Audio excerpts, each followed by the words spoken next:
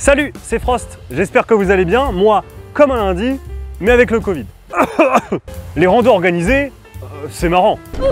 Oh merde, ouh ça va. Mais quand on débute le VTT, on ne sait pas forcément ni comment trouver des randos sympas, ni qu'est-ce qu'on doit prévoir pour une rando. Donc aujourd'hui on va voir comment chercher des randos organisés, comment les choisir et comment s'y préparer. C'est parti!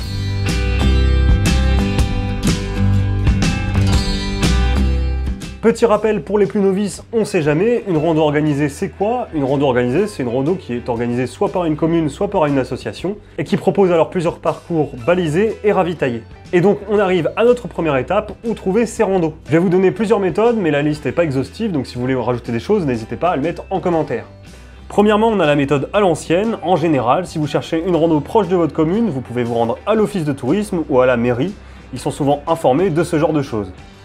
Mais on va pas se cacher, aujourd'hui on a ça. C'était pas ça que je... Non, ça c'est pour le week-end prochain. On a ça. Donc si vous avez la flemme ou que vous voulez un événement plus éloigné, vous pouvez utiliser Internet. Je vous recommande notamment vttrando.fr qui a été créé il y a pas si longtemps. C'est un site qui a pour ambition de centraliser toutes les randos organisées sur une même plateforme. C'est un site géré par des bénévoles et qui permet de mettre en ligne gratuitement ces randos, et donc c'est vraiment sympa. Malheureusement, toutes les randos sont pas sur ce site, ça serait trop beau, donc on peut également en trouver sur Nafix, même si c'est plus à jour cette année, et sur le site de Vélo Vert. Vous pouvez également trouver parfois des sites dédiés à votre région, par exemple nous ici on a la Manche VTT, pour les gens du nord de Normandie. Mais plus globalement, une recherche Google avec votre nom de département vous fera certainement trouver d'autres randos. N'hésitez pas à aller voir les sites d'associations de VTT ou leurs réseaux sociaux, autour de chez vous ils communiqueront forcément sur ce genre d'événements. Mais une fois que vous savez tout ça, il va falloir choisir et estimer la difficulté de votre rando. Une fois que vous avez trouvé plusieurs randos, en général, vous avez plusieurs informations. Le prix, l'heure de départ, mais surtout les distances, le dénivelé et si possible, les différents parcours. Et là, il faut faire attention parce qu'on ne peut pas forcément se lancer sur n'importe quoi. Si vous l'avez jamais fait, moi je vous conseille d'utiliser une application comme Strava et d'enregistrer votre sortie quotidienne pour voir vous faites combien en kilomètres, autant qu'en dénivelé. Grâce à ça, ça vous donnera une idée de ce que vous faites habituellement et de la difficulté de la rando dans laquelle vous allez aller. Mais attention, le kilométrage et le dénivelé, ça veut pas tout dire, il faut au moins prendre en compte la météo et les conditions dans lesquelles vous allez rouler. Bon, la météo, c'est pas trop dur, mais s'il fait très chaud ou très pluvieux, vous saurez que ce sera certainement plus dur. Ça vous donne également un indice du terrain, s'il pleut depuis 3 mois, il va certainement avoir plus de boue partout. Mais ce qui peut être bien, c'est de simplement rechercher la rando qu'on veut faire sur YouTube par exemple. En général, il y a de grandes chances qu'il y ait eu des éditions auparavant et donc qu'elles soient filmées. Comme ça, ça vous donnera une idée du terrain et de la difficulté de cette rando. De toute façon, les randos ont toujours des numéros d'urgence, donc si vous avez pris la grosse tête, ne vous inquiétez pas. Voilà, une fois ces paramètres pris en compte et votre rando choisi, il faut maintenant se concentrer sur les affaires qu'il faut préparer.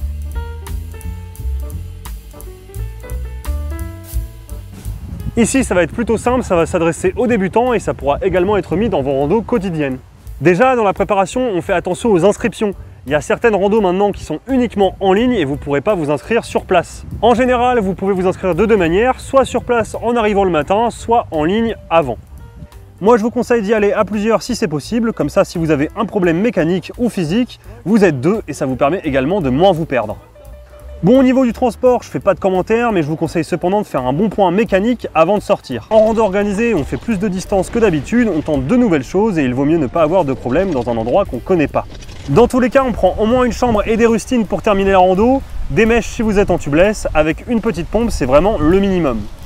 On prend aussi un bœuf multi-outil pour pouvoir resserrer à peu près tout le vélo et je vous conseille également un maillon rapide si vous cassez votre chaîne. De toute façon, si vous pouvez déjà pallier une crevaison ou une chaîne cassée, c'est déjà 90% des problèmes en rando. Donc vous l'avez compris, on prend au moins un sac et évidemment son casque. De toute façon, on ne vous laissera pas rouler sans. Important également, c'est pas parce qu'il y a des ravitaux qu'on prend ni nourriture ni eau. L'année dernière, j'ai fait une rando où il n'y avait plus de ravitaux et si j'avais pas eu mes gourdes sur moi, j'aurais eu très chaud.